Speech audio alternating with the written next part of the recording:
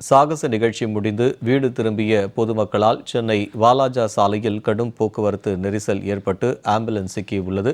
இதுகுறித்த கூடுதல் தகவல்களுடன் நேரலையில் இணைகிறார் எமது செய்தியாளர் நித்யானந்தம். வணக்கம் நித்யானந்தம். தற்போது சென்னை வாலாஜா சாலையில் கடும் போக்குவரத்து நெரிசல் ஏற்பட்டிருப்பதாக செய்திகள் வெளியாகியிருக்கிறது. இது குறித்தான கூடுதல் விவரம்.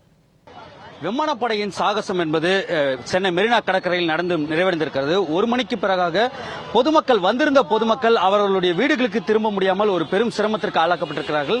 ஒரே நேரத்தில் மக்கள் அனைவரும் மெரினா கடற்கரையிலிருந்து பேருந்து நிலையத்திற்கும் மெட்ரோ ரயில் நிலையத்திற்கும் புறநகர் ரயில் நிலையத்திற்கும் செல்வதன் காரணமாக போக்குவரத்து நெரிசல் என்பது கடுமையாக ஏற்பட்டிருக்கிறது. போக்குவரத்து நெரிசலை சீர் செய்வதற்கு போக்குவரத்து காவலர்கள் போதுமான அளவிற்கு இல்லாததன் காரணமாக முழுமையாக போக்குவரத்து நெரிசல் ஏற்பட்டிருக்கிறது. தற்போது நம்முடைய ஒளிப்பதிவாளர் சந்துரு காண்பிக்கக்கூடிய அந்த நேரலை காட்சிகளை பார்க்கலாம். முழுமையாக போக்குவரத்து நெரிசலில் இந்த வாகனங்கள் சிக்கி தவிக்கக்கூடிய அந்த காட்சிகளை தான் தற்போது நாம் பார்த்து வருகிறோம். ஒட்டுமொத்தமாக சென்னை அண்ணா சாலையிலிருந்து மெரினா கடற்கரை அந்த பார்க்கிங் ஆங்காங்கே அவர்கள் வைத்திருந்த பார்க்கிங், கலைவாணர் அரங்கம் பார்க்கிங், அதே போன்று ராணிமேரி கல்லூரியில் வைத்திருந்த அந்த பார்க்கிங், வாகனங்கள் விட்டிருந்தவர்கள் அனைவரும் ஒரே நேரத்தில் வீடுகளுக்கு திரும்புவதற்காக வாகனங்களை எடுத்துக்கொண்டு சாலைக்கு வருவதன் காரணமாக கடுமையான போக்குவரத்து நெரிசல் என்பது ஏற்பட்டிருக்கிறது. இந்த போக்குவரத்து நெரிசலில் தான் நாம் பார்க்கக்கூடிய அந்த காட்சி, 2 ஆம்புலன்ஸ்கள் அந்த போக்குவரத்து நெரிசலில் சிக்கி தவிக்கக்கூடிய அந்த காட்சியும் நாம் தற்பொழுது பார்க்கிறோம். ஒட்டுமொத்தமாக கூற வேண்டும் என்றால் அவசரத்திற்கு மருத்துவமனைக்கு செல்வர் கூட செல்ல முடியாத ஒரு சூழல் ஏற்பட்டிருக்கிறது. நீங்க எங்கிருந்து வரீங்க? டிராபிக் எப்படி இருக்கு? நான் எங்கிருந்து வரேன்னு எனக்கு தெரியல. ஆனா விஜய் படத்தை சொல்ற மாதிரி டேக் டைவர்ஷன் சொல்லி இந்த இடத்துல சுத்திட்டு இருக்கேன். இங்கேயே சுத்துறேன். வெயில் ரொம்ப ஒஸ்து சார். இது ரொம்ப கஷ்டம். மக்கள் எத்தனை தெருவு சுத்தி வந்திருக்கீங்க? எங்க இருக்குன்னு எனக்கே தெரியல. சுத்தி இங்கதான் வந்து நிக்கிற கடைசியில மறுபடியும் மழை பெய்ய போயிடலாம் போல இருக்கு. அவ்வளவு கூட்டமா இருக்குது. ஒரு 1.5 hour மேல 1 மணிக்கு விட்டாங்களே, மணிக்கு 2 ஆச்சு. முன்னாலே கிளம்பி வந்துட்டோம். மொத்த பேருமா இது போயிடுச்சு. ஒரு வழியே இல்ல. எல்லா பக்கம் மக்கள் வந்து அரெஸ்ட் பண்றாங்க. எல்லாத்தையுமே அரசு வந்து எந்த நடவடிக்கை எடுக்கல. இது மக்களுக்காக வந்து இவ்வளவு மக்களை நெரிசல்ல உண்டாக்கி பிடிக்க தண்ணியோட கரவடை எங்கேயுமே இல்ல. பிடிக்க தண்ணியில மயக்க செலவு நிறைய பேர். அரசு வந்து நடவடிக்கை எடுக்கல. மக்கள் பாதுகாப்பு எதுவுமே இல்ல. போக்குவரத்து துறை எந்த வித ஒர்க்கும் பண்ணல. போக்குவரத்து துறை போலீஸ் ஒருத்தரும் கண்ணில் பார்க்க முடியல. சுமாரா ஹெல்மெட் கேஸ் போடுறாங்க.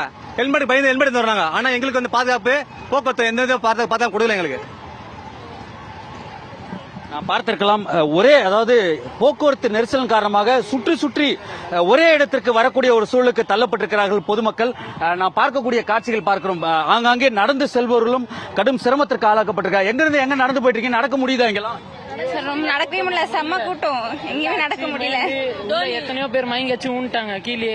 சார் நெட்வொர்க்கும் இல்லைங்க சார். ரொம்ப கஷ்டமா இருக்கு சார். எங்களுக்கு ரொம்ப கஷ்டமா இருக்கு. அங்க இருந்து நடந்து வரோம். நெட்வொர்க் ப்ராப்ளம் ரொம்ப சரியில்லை சார். எதுவுமே ரொம்ப ஒஸ்ட்டுங்க இருக்கிறது. ப்ரோக்ராம் அவ்வளவு ஆசையா வந்த நாங்க அரேஞ்ச் பண்ணினோம். ரொம்ப கேவலமா இருக்கு. இருக்கிறதுல ஜென்மம் இது ஒஸ்டான ப்ரோக்ராம். இது ஆசையா வந்த பசங்களை பாக்கிறதுக்கோசம் இவ்வளவு ஆசையா.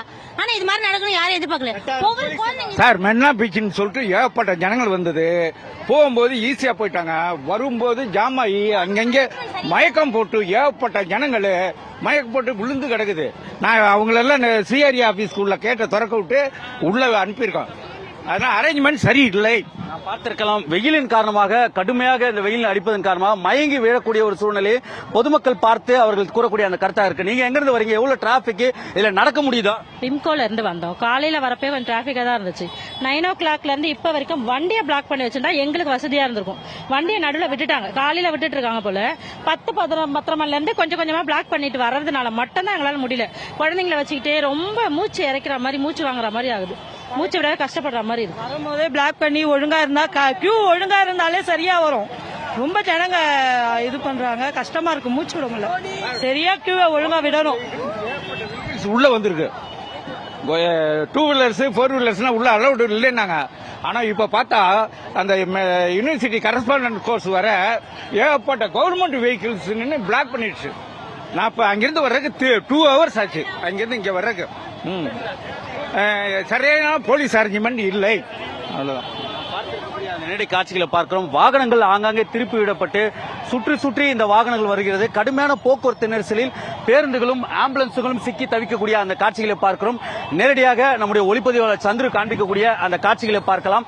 ஒட்டுமொத்தமாக 2 ஆம்புலன்ஸுகள் ஒரே சந்திப்பு வாலாஜா சாலையிலிருந்து சேப்பாக்கம் மைதானம் செல்லக்கூடிய அந்த சாலையில் தற்பொழுது அந்த ஆம்புலன்ஸ் வாகனங்கள் சிக்கி தவிக்கக்கூடிய அந்த நேரடி காட்சிகளை பார்க்கிறோம்.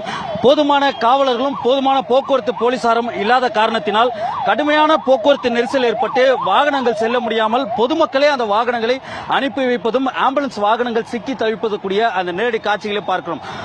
ஒரு இடத்திலிருந்து பார்க்கிங்கில் இருந்து வாகனத்தை எடுத்து வந்தால் சுற்றி சுற்றி ஒரே தெருவிற்கு வரக்கூடிய அளவிற்கு டேக் டைவர்ஷன் என சுற்றிவிடக்கூடிய ஒரு சூழலும் ஏற்பட்டிருக்கக்கூடிய அந்த காட்சிகளும் இருந்து வருகிறது. ஆங்காங்கே ஆட்டோக்கள், டூ வீலர்களில் வரக்கூடியவர்கள், குழந்தைகளை வைத்துக் கொண்டு வரக்கூடியவர்கள் அனைவரும் தவிக்கக்கூடிய ஒரு சூழலுக்கு தள்ளப்பட்டிருக்கிறார்கள். போக்குவரத்து சீர் செய்வதற்கு இந்த சந்திப்பு என்பது வாலாஜா சாலை சந்திப்பு என்பது மிக முக்கியமான சந்திப்பு. இந்த சந்திப்பில் ஒரே ஒரு காவலர் மட்டுமே நின்று கொண்டு அந்த போக்குவரத்தை சீர் செய்வதற்காக அவரும் தவித்துக் கொண்டிருக்கிறார். ஒரு காவலரால் என்ன செய்ய முடியும் என்ற ஒரு கேள்வியும் இருந்து கொண்டுதான் இருக்கிறது. அவரும் முடிந்த அளவிற்கு அந்த போக்குவரத்தை சீர் செய்ய முயற்சி செய்கிறார். ஆனால் அதற்கான பலன் இல்லாமல் தற்பொழுது ஒட்டுமொத்தமாக ஒரே நேரத்தில் பொதுமக்கள் அனைவரும் இந்த சாலையில் குவிந்திருப்பதன் காரணமாக வெளியே செல்ல முடியாமல் தவிக்கக்கூடிய ஒரு நிலைக்கு தள்ளப்பட்டிருக்கிறார்கள். ஏனென்றால் ஒரு 14 இடத்திலிருந்து பார்க்கிங்கில் இருந்து வாகனங்கள் அனைத்தும் ஒரே நேரத்தில் சாலைக்கு வருவதன் காரணமாக கடுமையான போக்குவரத்து நெரிசல் ஏற்பட்டு ஆங்காங்கே மக்கள் அந்த சாலைகளில் சுற்றி நிற்கக்கூடிய காட்சிகளும், ஆங்காங்கே செல்ல வழி இல்லாமல் ஒரு இடத்திலிருந்தும் யூட்டன்கள் அடித்து மீண்டும் சுற்றி அதே தெருவிற்கு வரக்கூடிய ஒரு நிலைக்கு தள்ளப்பட்டிருக்கக்கூடிய ஒரு சூழலும் நம்மால் பார்க்க முடிகிறது. ஒட்டுமொத்தமாக கூற வேண்டும் என்றால் விமான சாகசம் என்பது சக்சஸ்ஃபுல்லாக முடிந்திருக்கிறது. ஆனால் வீடுகளுக்கு செல்வது ஃபெயிலியர் என்பார்கள். அந்த வகையில் இந்த போக்குவரத்து நெரிசலை சீர் செய்வதற்கு கூடுதல் காவலர்களை இங்கு வரவழைத்து இந்த போக்குவரத்து நெரிசலை சரி செய்ய வேண்டும் என்பது பொதுமக்களுடைய மிக முக்கியமான கோரிக்கையாக இருக்கிறது.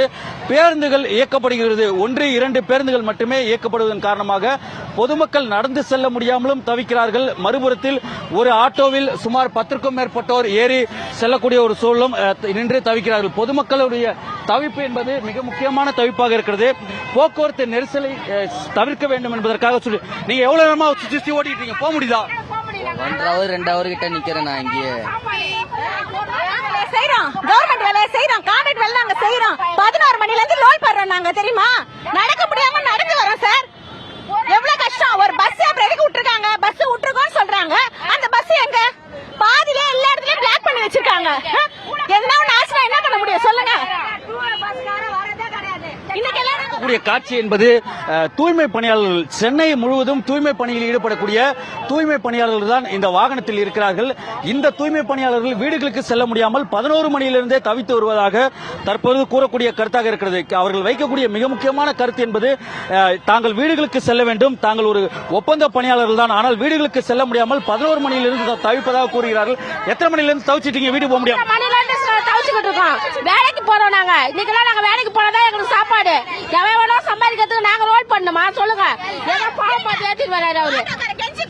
அவரே எனக்கு தெரியும், தெரியுமா? நாங்க கஷ்டப்பட்டு வர்றது. இன்னைக்கெல்லாம் வேலைக்கு போறோம் நாங்க. சும்மா வீட்டை உட்காந்துருக்கோம் காலாதி சொல்லுங்க. ஒரு மனசாட்சி இல்ல. 10 மணில இருந்து ரோல் பண்றோம். பஸ் வந்து பாதி நிறுத்திடுறானுங்க ஸ்டாப் பண்ணி. பார்த்திருக்கலாம், பேருந்து வசதிகள் கூட முறையாக ஏற்பாடு செய்யவில்லை.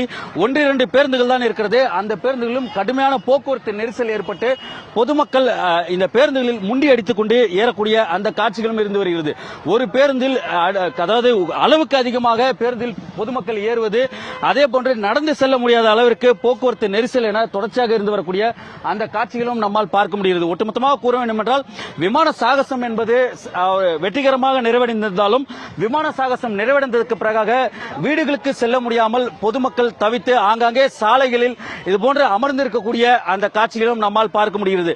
நடக்க முடியாதவர்களெல்லாம் ஆங்காங்கே சாலைகளில் அமர்ந்து கொண்டு தங்கள் இதன் 1 மணி நேரத்துக்கு கழித்து நாம் பின்னர் சென்று விடலாம் அல்லது கூடுதலாக தாமதத்துக்கு பிறகாக செல்லலாம் என்று தற்பொழுது காத்து கொண்டிருக்கக்கூடிய ஒரு சூழலும் நிலவி கொண்டிருக்கிறது. ஒட்டுமொத்தமாக கூற வேண்டும் என்றால் அரசாங்கம் கூடுதலாக பேருந்துகளை இயக்க வேண்டும். போக்குவரத்து நெரிசலை தவிர்ப்பதற்காக கூடுதல் காவலர்களை பணியமர்த்தி போக்குவரத்து நெரிசலை சீர் செய்ய வேண்டும் என்பது பொதுமக்களுடைய கருத்தாக இருக்கிறது. ஒரு இடத்தில் புறப்பட்டு மற்றொரு இடத்திற்கு செல்லலாம், வீடுகளுக்கு செல்லலாம் என்றால் எங்கு புறப்பட்டோமோ அங்கே வந்து நிற்கக்கூடிய அளவிற்கு போக்குவரத்து நெரிசல் என்பது அதிகமாக இருக்கிறது.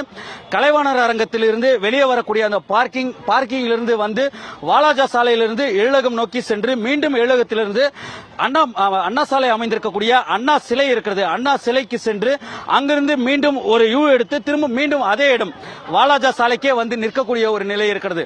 ஆகவே சுற்றி சுற்றி எந்த சாலைகளில் திரும்பினாலும் ஒரே இடத்திற்கு வந்து நிற்கக்கூடிய அளவிற்கு வாகன நெரிசல்களும் போக்குவரத்தை சீர் செய்யாமல் முறையாக சீர் செய்யாதன் காரணமாக பொதுமக்கள் தவித்து வரக்கூடிய ஒரு சூழலும் நிலை கொண்டிருக்கிறது. ஆகவே போக்குவரத்து காவலர்கள் உடனடியாக நடவடிக்கை எடுக்க வேண்டும் என்பது பொதுமக்களுடைய கோரிக்கையாக இருந்து வருகிறது. சிறியவர்கள், குழந்தைகள் என அதிக அளவில் குழந்தைகளை தவித்து வரக்கூடிய ஒரு நிலையும் ஏற்பட்டிருக்கிறது. நேரலையில் இணைந்து விவரங்களை வழங்கியமைக்கு நன்றி நித்யானந்தம்.